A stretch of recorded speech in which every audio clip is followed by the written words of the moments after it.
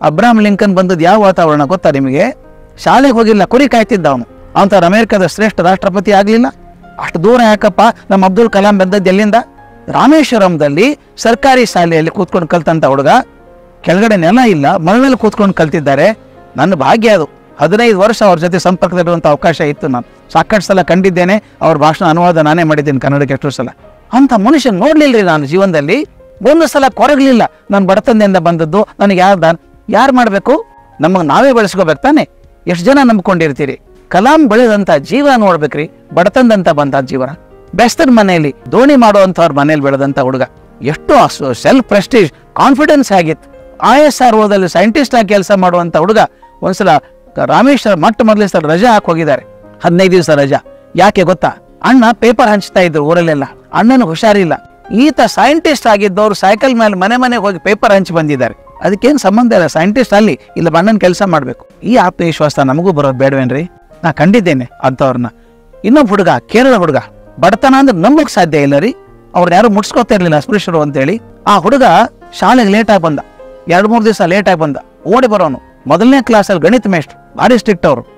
ಹೊರಗೆ ಹೋಗೋ, ನಿಂತ್ಕೋ, ಹೊರಗೆ ನಿಂತ್ಕೋ ಅಂತ ಕಳಿಸಿದ್ರು. ಹುಡುಗ ಪಾಪ ಹೊರಗಡೆ ಅವ್ರು ನಿಂತ್ಕೊಂಡ. ಆ ಮೇಷ್ಟ್ರು ಹೊರಗೆ ಬಂದು ನೋಡಿದ್ರು. ಏನ್ ಬರ್ಕೊಂಡಿದ್ದ ಅನ್ನೋ ತೋಡಿಲಿ, ಏನ್ ಬರ್ಕೊಂಡಿದ್ದು ತೋರ್ಸು. ಆ ಕಿಟಕಿಯಿಂದ ನೋಡಿ ಬರ್ಕೋತಿದ್ದ ಹುಡುಗ. ಮೇಷ್ಟ್ರಿಗೆ ಆಶ್ಚರ್ಯ ಆಯ್ತಪ್ಪ. ಒಳಗಡೆ ಕೂತ್ಕೊಂಡವ್ರು ಬರ್ಕೊಂಡಿಲ್ಲಲ್ಲಪ್ಪ, ಅಷ್ಟು ಚೆನ್ನಾಗಿ ಬರ್ಕೊಂಡಿದ್ದಾನೆ ಹುಡುಗ. ಅವನು ಕರ್ಕೊಂಡೋದ್ರು. ಯಾಕೋ ದಿನ ಲೇಟಾಗಿ ಬರ್ತೀವ ನೀನು ಅಂತ ಕೇಳಿದ್ರು. ಆತ ಅಳೋಕ್ ಶುರು ಮಾಡಿದ. ಸರ್, ನನ್ನ ತಾಯಿಗೆ ಯಾವಾಗಲೂ ಹುಷಾರಿರಲ್ಲ ಸರ್, ಆರೋಗ್ಯ ಸರಿನೇ ಇಲ್ಲ ಸರ್, ನಮ್ಮನ್ನು ಯಾರು ಮುಟ್ಸ್ಕೊಳ್ಳಲ್ಲ. ನಾನು ದೂರ ಓಡ್ ಹೋಗಿ ನೀರು ತರಬೇಕು ಸರ್. ಬೆಳಿಗ್ಗೆ 4:15ಗೆ ಓಡ್ ಹೋಗ್ತೀನಿ. ನೀರು ತಂದು ನಾನು ಅಡುಗೆ ಮಾಡ್ತೀನಿ ಸರ್. ಮಾಡಿ ಅಮ್ಮನಿಗಿಟ್ಟು ನಾನು ಡಬ್ಬ ತುಂಬಿಕೊಂಡು ಓಡಿ ಬರ್ಬೇಕು ಸರ್. ಬಸ್ ಇಲ್ಲ ಸರ್, 6 ಕಿಲೋಮೀಟರ್ ಓಡ್ಕೊಂಡ್ ಬರ್ಬೇಕು ಸರ್. ನಾನು ಬರುವಾಗ ಒಂದು ಸ್ವಲ್ಪ ಲೇಟ್ ಆಗಿಬಿಡುತ್ತೆ ಸರ್ ಅಂದ. ಮೇಷ್ಟ್ರ ಕಣ್ಣಲ್ಲಿ ನೀರು ಬಂತು. ತಲೆ ಕೆಡಿಸ್ಕೋಬೇಡ ಕಣಯ್ಯ, ನಾಳೆಯಿಂದ ಲೇಟಾಗಿ ಬಂದ್ರು ಅಡ್ಡಿಲ್ಲ, ಕ್ಲಾಸಿಗೆ ಬಂದ್ಬಿಡು, ನೀವು ಒಳಗಡೆ ಕೂತ್ಕೋ ಅಂದ್ರು. ಅವನಿಗೆ ಹೇಳ್ಕೊಟ್ರು, ಮತ್ತೆ ಪಾಠ ಮಾಡಿದ್ರು, ಚೆನ್ನಾಗಿ ಓದು ಅಂತ ಹೇಳ್ಕೊಟ್ರು. ನೀವು ನಂಬಲಿಕ್ಕಿಲ್ಲ, ಆ ಹುಡುಗ ಮುಂದೆ IFS ಆಗಿ, ಭಾರತದ ರಾಯಭಾರಿಯಾಗಿ, ಅಮೆರಿಕದಲ್ಲಿ ಉಪರಾಷ್ಟ್ರಪತಿಯಾಗಿ, ಭಾರತದ ರಾಷ್ಟ್ರಪತಿ ಅಂತ ರಿಟೈರ್ ಆದ್ರು. ಡಾಕ್ಟರ್ KR ನಾರಾಯಣನ್ ಹೆಸರು ಕೇಳಿದಿರ್ತಾನೆ. ಅಯ್ಯೋ, ನಾ ಬಡತನದಿಂದ ಬಂದವನು, ನಮ್ಗೆ ಯಾರು ಸಹಾಯ ಮಾಡ್ತಾರೆ ಅಂತ ಅನ್ಲಿಲ್ಲ. ಒಂದು ವಿಚಾರ ತಿಳ್ಕೊಂಬಿಡಿ ಮಕ್ಕಳೇ, ಬಹಳ ಮುಖ್ಯವಾದದ್ದು. If you want to be successful, you will be successful. If the intentions of yours are pure and hard, ನಾನು ದೊಡ್ಡವನು ಆಗಲೇಬೇಕು ಅಂತ ನಿಮ್ಮಲ್ಲಿ ಹಠ ಇದ್ರೆ, ಅದಕ್ಕೋಸ್ಕರ ಪ್ರಯತ್ನ ಮಾಡಿದ್ರೆ, ಭಗವಂತ ನಿಮ್ಮ ಪಕ್ಕದಲ್ಲಿ ನಿಂತ್ಕೊಂಡಿರ್ತಾನೆ. ನೀವು ಪ್ರಯತ್ನ ಮಾಡದೆ ಹೋದ್ರೆ ಭಗವಂತನೂ ಏನೂ ಮಾಡೋಕ್ಕಾಗಲ್ಲ. ಅದರಿಂದ ನಾನು ದೊಡ್ಡವನ್ ಆಗ್ತೀನಿ ಅಂತ ಹಠ ಇಟ್ಟು ಹೊಂಟ್ರೆ, ಮನಮೋಹನ್ ಸಿಂಗ್ ಅವ್ರು ಕಲ್ತದ್ದು ಎಲ್ಲಿ ಸ್ವಾಮಿ?